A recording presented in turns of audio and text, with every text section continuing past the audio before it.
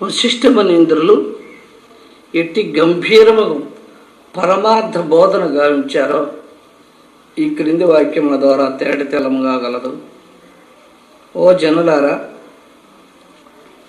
ఆత్మ తెలియబడక ఉన్నట్లయితే దుఃఖము కలుగుతుంది. తెలియబడినచో అనంత సుఖము కలుగును. కావున నిర్మలమై, శుద్ధమై, సర్వాత్మకమై, సర్వకర్త అయినటువంటి బ్రహ్మమే మీ యొక్క నిజస్వరూపమని గుర్తెరకండి. బ్రహ్మాన్ని తెలియకపోవటమే దుఃఖం మనలో నిలబడి ఉంది. బ్రహ్మం ఎప్పుడైతే తెలిసిందో దుఃఖం అనేది మన దగ్గర లవలేశం కూడా ఉండదు అని. అందుకని మీ యొక్క నిజ స్వరూపాన్ని మీరు తెలుసుకోండి అని ఆయన చెబుతున్నాడు. ఈ ప్రపంచమంతయు శాంతమై జన్మరహితమైనటువంటి ఆ పరబ్రహ్మమే అని సుఖముగా ఉండండి. మీరు పరమశాంతమై ఉన్నటువంటి ఆ పరబ్రహ్మమే ఈ ప్రపంచంగా ఉంది అనేది మీరు నమ్మి భావంలో ఉంచుకొని సుఖంగా ఉండండి. ఈ తుచ్చమైనటువంటి దేహంతో మిశ్రితమై ఉన్నటువంటి మీ ఆత్మను పంచకోశ వివేకము చేత శీఘ్రముగా వేరుపరిచి ఈ తుచ్చమైన శరీరంతో మిశ్రితమై ఉన్నటువంటి మన ఆత్మను మనల్ని తెలుసుకోమంటున్నాడు. ఈ శరీరంలో నఖశిఖ పర్యంతరం నిండుకొనున్నది ఆత్మ. దాన్ని పంచకోశ వివేకము వలన శీఘ్రముగా దాన్ని వేరుపరిచి శాంతిని పొందండి. పాలలో వెన్నుంది, దాన్ని పెరుగు చేసినా దాన్ని కుండలో వేసి చల్ల చేస్తే కానీ వెన్న బయటపడదు.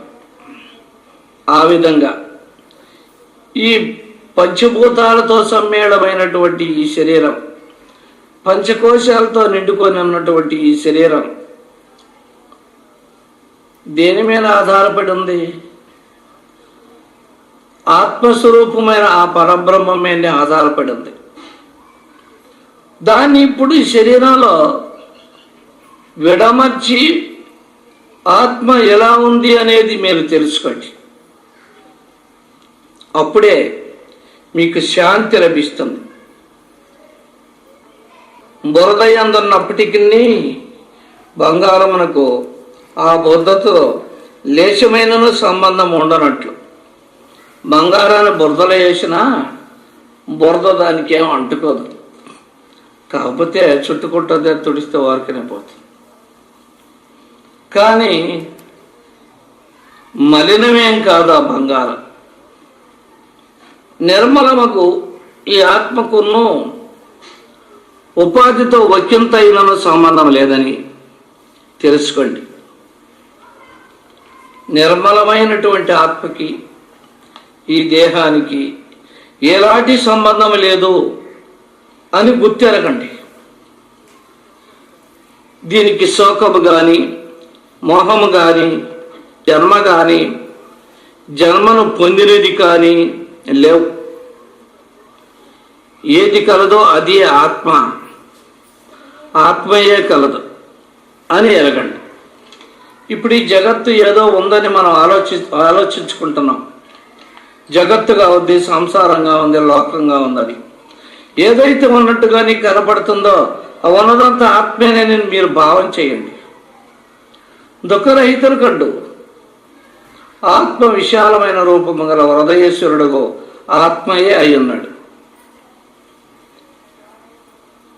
విశాలమైన అటువంటి రూపం గల హృదయేశ్వరుడైనటువంటి ఆత్మయే మీరై ఉన్నారు అని ఈ ప్రకారంగా ఆ మునీంద్రుడు మన అందరికీ చెప్తున్నాడు. మరిష్యామి మరిష్యామి మరిష్యామీతి భాషసే, భవిష్యామి భవిష్యామి భవిష్యామీతి నేర్చసే అని నిర్వాణ ప్రకరణలో చెప్పబడి ఉంది. నేను మరణించెదను మరణించెదను మరణించెదను అని ఎలా చెప్తున్నావు? నేను ఎల్లప్పుడూ మరణరహితుడనై ఉందును అని సత్యమును ఏలగాంచుకున్నావు. నేను సస్తాను అని ఎందుకు చెప్తావు? ఆ మాటలే పలకొద్దు నీ నోట్లో. నేను ఉంటాను అని ఎప్పుడు చెప్తూ ఉండు, అదే అలవాటైపోతుంది. ఎప్పుడు ఉన్నవాడి అవుతున్నావు. బ్రహ్మచర్యము, ధైర్యము, తీవ్ర వైరాగ్యము, జ్ఞాన యుక్తి లేనట్లయితే వాంఛితముకు పరమాత్మ పదాన్ని ఎవరు కూడా పొందజాలు.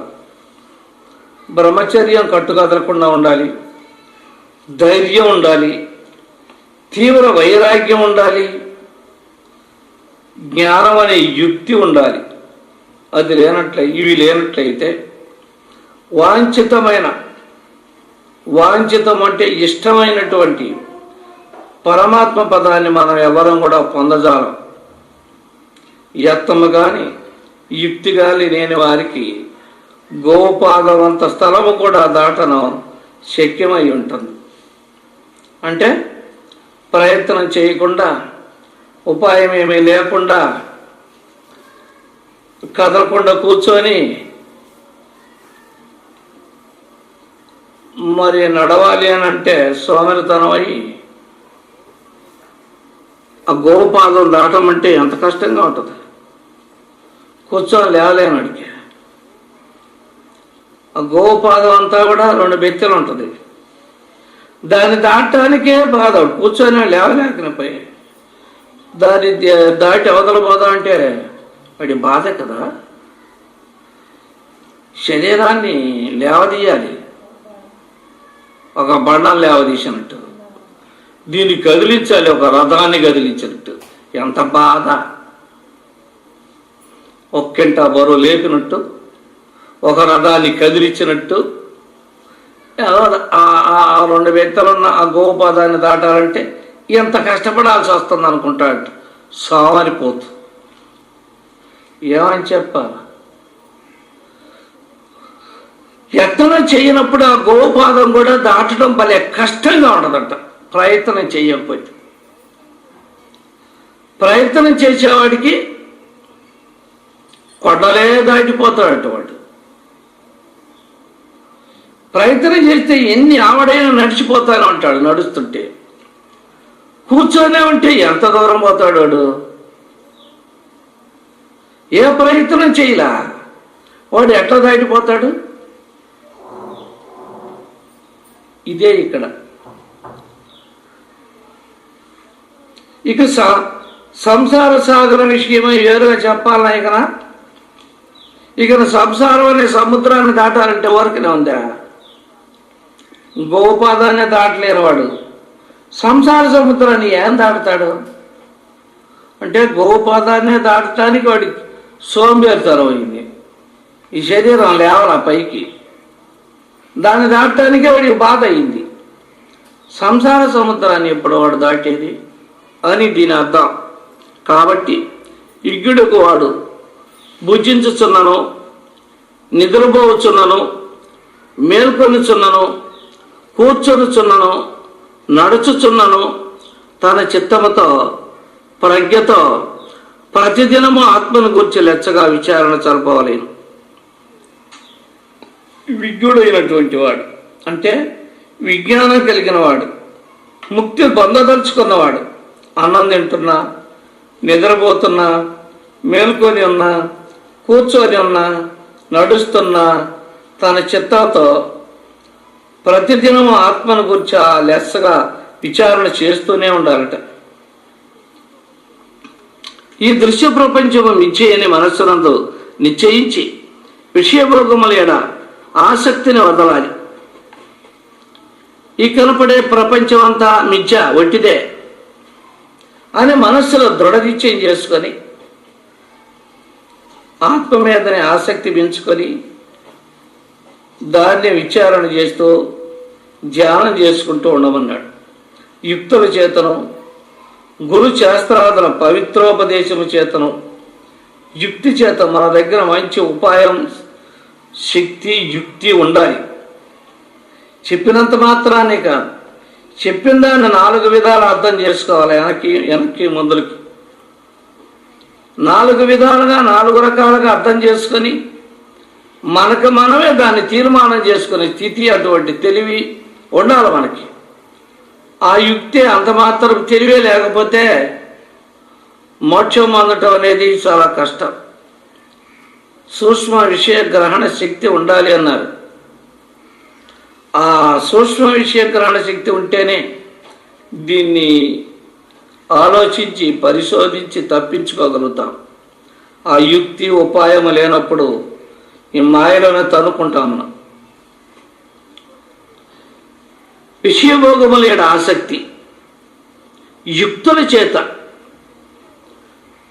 గురు శాస్త్రాదుల చేత, గురువు చెప్పిన దాని మీదట, శాస్త్రాల్లో చెప్పిన దాని మీదట, పవిత్రోపదేశము చేత, పవిత్రమైనటువంటి ఉపదేశ వాక్యముల చేత, శాస్త్రార్థం యొక్క చిరపరిశీలనము చేత. ఈ శాస్త్రాలు చిరపరిచయం అంటే చాలా కాలం నుంచి ఈ శాస్త్రాల్లో మనకు పరిచయం ఉంది. నేను చాలాసార్లు ఈ ఆధ్యాత్మిక గ్రంథాన్ని చదివినాను, దీని అర్థం నాకు చాలా వరకు తెలుసు అన్నటువంటి నమ్మకం కుదరాలి. శాస్త్ర పరిచయం అంటే అదే. ఆ విధంగా చిత్తాన్ని, బాలకుడిని మెల్లమెల్లగా లాలించి పాలించి ఆత్మానుముఖం అనర్పాలను. చిత్తం అనే పిల్లవాడట, చిత్తం అనేది పిల్లవాడట, పిల్లవాడితో సమానం. ఆ పిల్లవాడిని కసిరినా గదివినా ఏడుస్తాడు. అయితే వాడిని ఏం చేయాలి? బచ్చలాడుకోవాలి. మా అయ్య గదు, మా నాన్న గదు, మా బుజ్జి గదు, మా బంగారు కొండ గదు అని బచ్చలాడుకొని ఏడుపు మానిపించి వాడు నవ్వేట్టుగా చెయ్యాలి. బచ్చలాడుకుంటేనే పిల్లవాడు మన మాట వింటాడు. కానీ కసిరినా, తిట్టినా, కొట్టినా మన మాట వినడు చిన్నపిల్ల, పసిబిడ్డ. తెలివి బాగా వచ్చి పెద్దవాడైన తర్వాత వినకపోతే ఒక దెబ్బ కొట్టవచ్చు, ఒక తిట్టచ్చు, అట్టెనుకుంటాడు. పసిబిడ్డకి అది తెలీదు. కసిరినా, అరిసినా ఇంకా పెద్దగా ఏడుస్తాడు. అయితే అందుకని బచ్చలాడేది. మా అయ్య, మా నానే, మా బుజ్జే, మా బంగారే అంటే మెత్తగా వింటాడు. అలా ఈ చిత్తాన్ని మెల్లమెల్లగా మంచి మాటలు చెప్పి, బుద్ధి మాటలు చెప్పి వినట్టుగా ఆత్మానుముఖం అనొచ్చాను. ఓ మనస్సా, ఓ చిత్తమా, మనం ఇక్కడ పోదామరా, అక్కడ మన ఆనందం ఉందట, సుఖం ఉందట, చూద్దాం. అవి ఎందుకులే మనకు, మళ్ళీ పోయి చూద్దాం. ముందు ఇక్కడికి పోయి గుళ్ళోకి పోయి దేవుడి దగ్గర పోయి దేవుడు దండం పెట్టుకొని తీర్థం తీసుకొని అక్కడ పోదాం. మనం అక్కడ ప్రభువు జరుగుతుంది, ఆ ప్రభుని చూద్దాం అని దీనికి ముందర దీన్ని ఆలాపన పెట్టాలి. ముందర అక్కడ పోయామనుకో ఇక రాము, ముందర ఇక్కడికి రావాలి, దేవుడి దగ్గరికి రావాలి. ముందర వస్తే ఇక్కడ, తర్వాత అక్కడికి పోయినా ఇక్కడ ఉన్న విషయాలు కొన్ని తెలుసుకుంటాం, దేవుడిని కంటితో చూస్తాము, ఆ తీర్థం తీసుకుంటాం, 4 మంచి మాటలు వింటాం, తర్వాత అక్కడికి పోతాం. లేదు ఒక్కొక్క టైంలో ఇక అక్కడికి పోకుండానే ఇక్కడే వెళ్ళిపోతుంది. ఒకవేళ అక్కడికి పోయినా సగం కాలం ఇక్కడ పోతుంది. ఈ విధంగా బుద్ధి మాటలు దానికి చెప్పి ఎట్టకేలకు దేవుడి దగ్గరికి వచ్చేటట్టుగా మనం బతిలాడుకొని ఈ మనస్సును, బుద్ధికి మంచి మాటలు చెప్పి దేవుడి దగ్గర తీసుకురమ్మన్నారు, అలవాటు చేయమన్నారు. ఆ విధంగా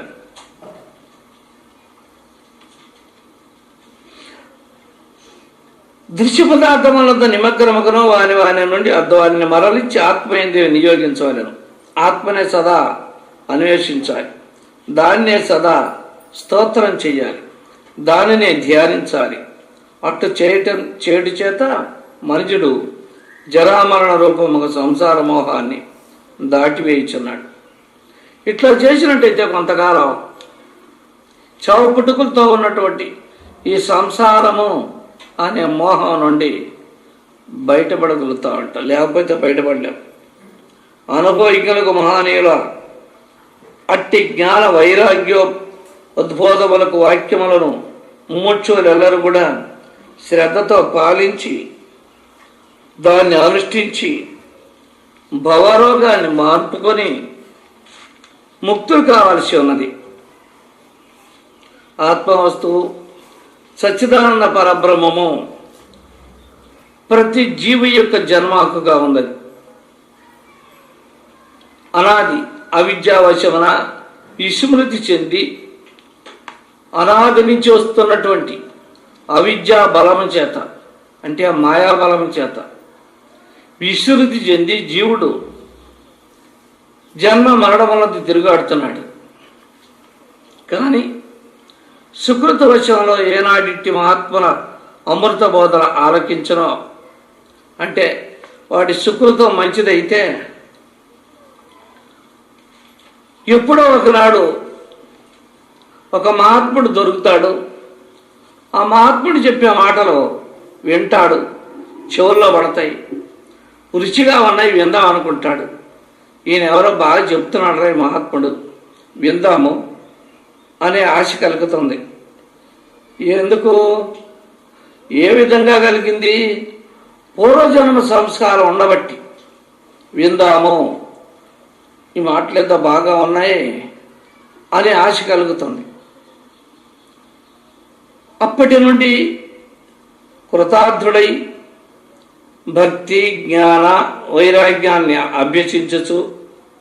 ఇక అక్కడి నుంచి ఈ మాటలు విన్నది మొదలుకొని కొంచెం భక్తి కలుగుతుంది, కొంచెం అలా దేవుడు పూజ చేసుకోవాలి, దీపారాధన చేసుకోవాలి, రోజు కొంచెం దేవుడిని ధ్యానం చేసుకోవాలి, మనం కూడా అలా చెయ్యాలి అన్నటువంటి ఆశ కలుగుతుంది.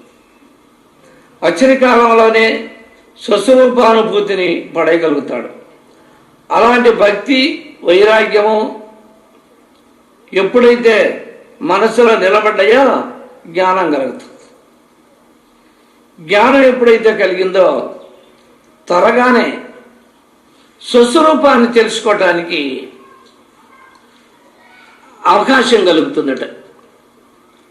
అట్లు ఆత్మజ్ఞానాన్ని వడిచిన మహానీయుడు తిరిగి దుఃఖమును కానీ సాంసారిక క్లేశమును కానీ పొందకుండా నిత్య నిరస్య సాగరంలో ఓలాడుతూ ఉంటాడట. జన్మ సాఫల్యాన్ని పొందుతాట. ఆఖరు ఓ జనులారా, ఆహార సంపాదనను కొరకై మీరేదైనా నిజము కాని కార్యమును చేసుకొనవచ్చును. అంటే ఆహారం మనకి ఈ శరీరానికి కావాలి కాబట్టి సంసారం జరగాలి. దాని కొరకై ఎలాంటి కర్మ చేయాలి? నిజము కాని కార్యము అంటే మంచి కార్యాన్ని చేసుకోవాలి. పాపకార్యాన్ని వదిలిపెట్టి, ఒకరు నిందించేటటువంటి కార్యాన్ని వదిలిపెట్టి మంచి కర్మంలో మంచి కార్యములు చేసుకుంటూ ఈ పొట్టకు సంపాదించుకొని తింటూ ఈ శరీరాన్ని పోషించుకుంటూ ఆ ఆహారం చేత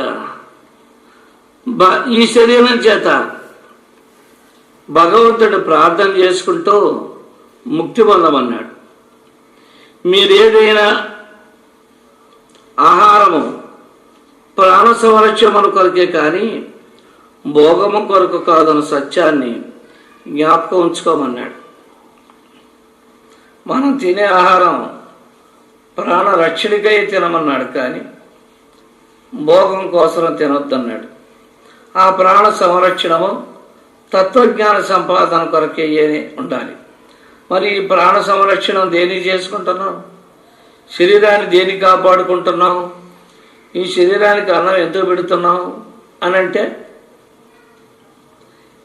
తత్వజ్ఞానాన్ని సంపాదించుకోవటానికి ఏనట అనేది గుర్తుపెట్టుకోమన్నాడు. ఆ తత్వజ్ఞాన సంపాదనం ఈ జనన మరణ సంసార చక్రం నుండి విముక్తిని అందించి తిరిగి దుఃఖము లేకుండా చేయుట కొరకు. ఆ తత్వజ్ఞాన సంపాదన దేని కొరకయ్యా? ఈ సంసార చక్రంలో విముక్తి పొంది తిరిగి మళ్ళా దుఃఖం లేకుండా మోక్షపదాన్ని అందుకునేదానికే ఇలా చేసుకోమన్నాడు. మంత్రములలోకెల్లా ప్రణవము అతి ముఖ్యమైనది, అది ప్రాణతుల్యమైనది.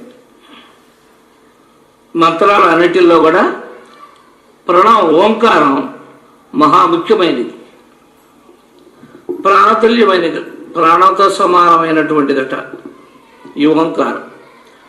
ప్రణవంతో చేరినప్పుడే తక్కిన మంత్రములకు చైతన్యము కలుగుతుంది.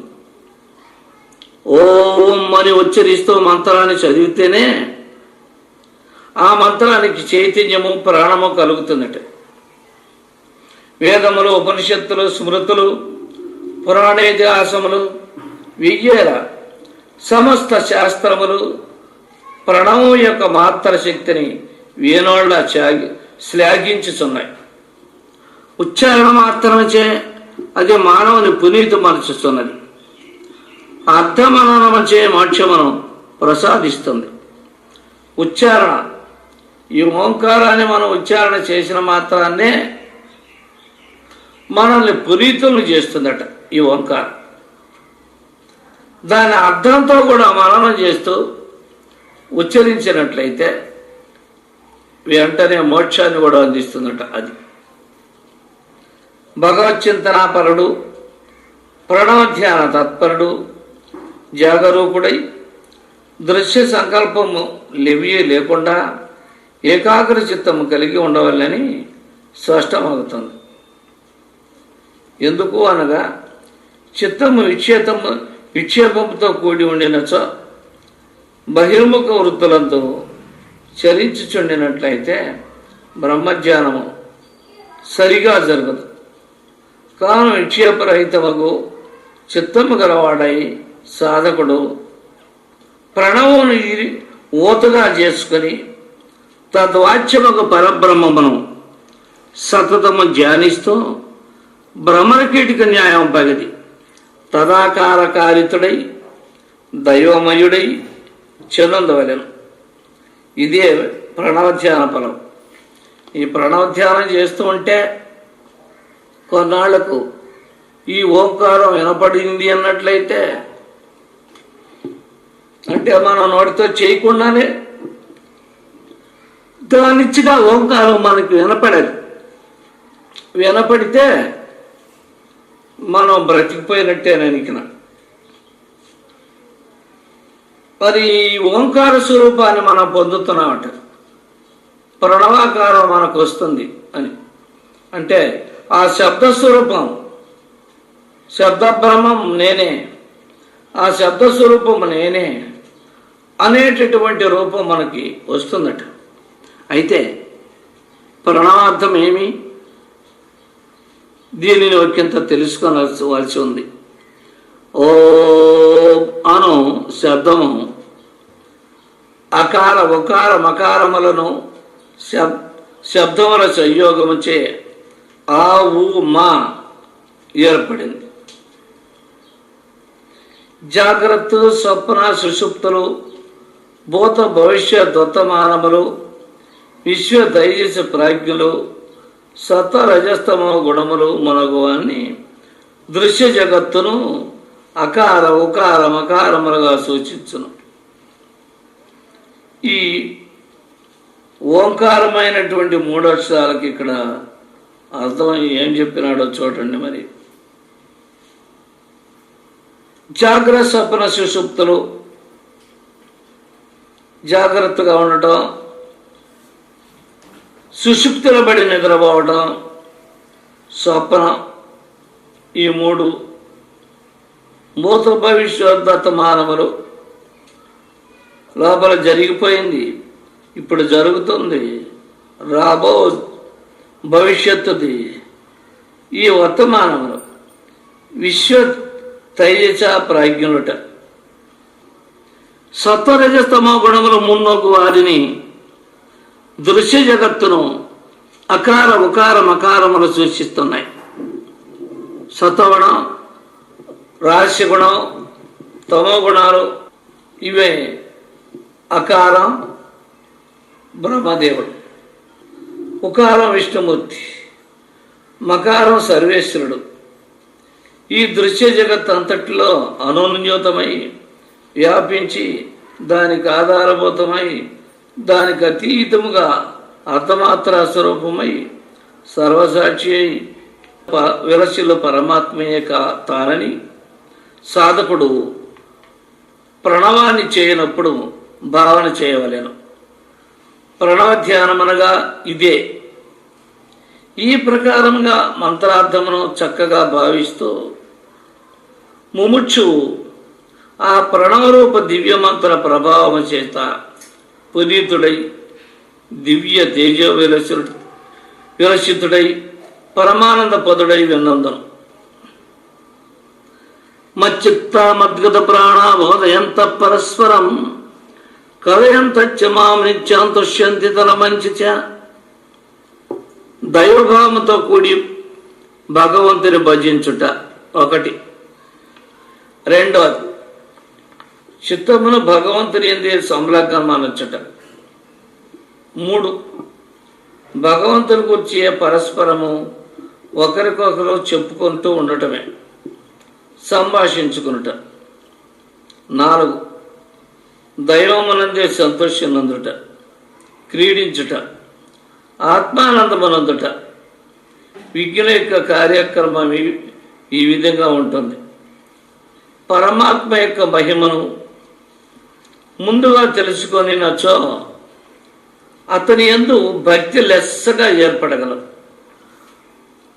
ఒక వస్తువు యొక్క గొప్పతనాన్ని మున్ముందు గ్రహింపనిచో దాని యందు జనులకు ఆసక్తి ఏర్పడగలదు. కాబట్టి భగవానుని విశ్వాధారత్వము, ఆద్యంత రహితము, జన్మరాహిత్యము మొన్నగు మహిమలను ముందుగా తెలుసుకుని అతని యొక్క నిత్య శుద్ధ బుద్ధ ముక్త స్వరూపమును బాగా ఎరిగినట్లయితే పూర్వకాలమందరి ఋషులందరూ, ఆధునిక యుగమందరి మహాప్రవక్తలందరూ ఇట్టి పవిత్రతనే దైవశక్తి సంబంధితులయ్యారు. ఏ సంఘము కానీ, ఏ మతము కానీ, ఏ దేశము కానీ సర్వశక్తులకు ఆధారభూతమైన ఇట్టి ఆధ్యాత్మిక పరిశ్రమ చేయనచో దీర్ఘకాలము అది వర్ధిల్ల జాల, అచిరకాలములో పతనమైన పోవును. కావుననే వివేకానందులు ఇట్లు చెప్పారు. సాధన లేనిచో భౌతిక వస్తువులు కూడా లభ్యించనేరావు. ఇక ఆధ్యాత్మిక శక్తులను గురించి వేరుగా చెప్పాలన్నా, అనగనగ రాగ మత్స్య ఇల్లుచుండు, తినగ తినగ వేము తీయగనుండు, సాధనవల పనులు సమకూరు ధరలు అన్న విశ్వదాభిరామ వినరవేమ అన్నాడు. వేమన పద్యం చూచటకు చిన్నదిగా కనిపించినా జనులకు విశాలమైన బోధన చేస్తుంది. ప్రతిదినము నియమము తప్పకుండా కొంత సాధన చేయిచూ రాగా అచిరకాలములో తొందరగానే జీవుడు ఆధ్యాత్మిక శిఖరములకు ఎగబ్రాకగలడు. అతడు మోక్ష సౌధమును సులభముగా అధిరోహించగలడు. కాబట్టి సాధనను ఎవరూ కూడా వదలకూడదు. భోజనమును నియమము తప్పక ఏ ప్రకారం ప్రతిదినము గ్రహించుదురో ఆ ప్రకారముగా ప్రార్థన, జప, ధ్యానము, విచారణాదులను అనుదినము ఒకంతైనను ఆచరించి ఆ పిదప మాత్రమే భోజనాది వ్యవహారములను చేస్తూ ఉండాలి. నియమం ఏర్పరచుకోవాలి. ఆ నియమాన్ని ఏ కాలమందరూ ఎట్టి అవాంతర పరిస్థితి ఎందైనను సడలించుకోరాదు. నా శ్రేయో నీతం వినా అనునట్లు నియమబద్ధమైన జీవితం లేనివాడు పశుతుల్యుడే అగును. మాయ వట్టి మాటలు లొంగేది కాదు. దుర్భేద్యమైన ఆయన జన్మాంతర దుస్సంస్కారయుతమైన మలిన మనస్సును లొంగ తీసుకొనటానికి సామాన్యమైనటువంటి పని కాదది. మమ మాయా దురత్యయ అని గీతాచార్యుడు మాయ యొక్క దుస్తరత్వాన్ని దుర్నిగ్రహత్వాన్ని గురించి చెప్పాడు. మనస్సును లొంగదీచుకున్నట్టుకు ఇతరులు సాధనోపాయములను మాత్రము వచించదరే కానీ చివరకు వానిని సాధించవలసినది తానే అయి ఉన్నాడు.